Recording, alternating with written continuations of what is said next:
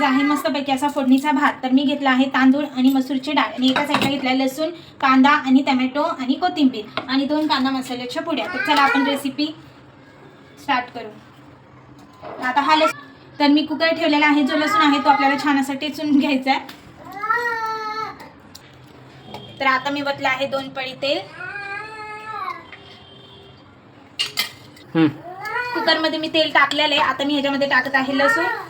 तेल थोडं गरम होऊ द्यायचं. मग कढीपत्ता ह्याला छान लसणाला लाल करून घ्यायचा आणि मग यामध्ये आपल्याला जिरं टाकायचं आहे.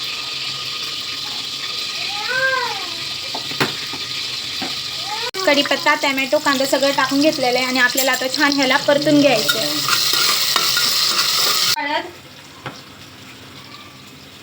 मीठ आणि कांदा मसाल्याच्या 2 पुड्या. जर तुम्हाला तिखट करायचं असेल तर बघा छान असा कलर पण आलेला आहे आणि छान पण दिसतं. तर अशा प्रकारे तुम्ही फोडणी पहिला देऊ शकता. फोडणी वगैरे दिली आहे. त्यामध्ये आपल्याला 1 तांब्या भरून पाणी टाकायचं आहे. तांदूळ आहेत ते छान असे धुवून घ्यायचे स्वच्छ पाण्यामध्ये 3दा. तांदूळ आपले धुवून झाले ते पाणी टाकल्यानंतर ते सगळं मसाला पाण्यामध्ये हलवून घ्यायचा आणि मग तांदूळ टाकायचे. आणि याच्यामध्ये आपल्याला टाकायची आता कोथिंबीर आणि कुकरचं झाकण लावून घ्यायचं. 10 ते 15 मिनिटांमध्ये भात रेडी होतो.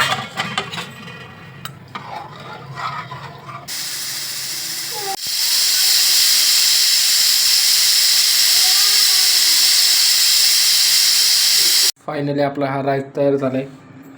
स्मेल भारी यायला लागली. आता आपण टेस्ट करून बघू.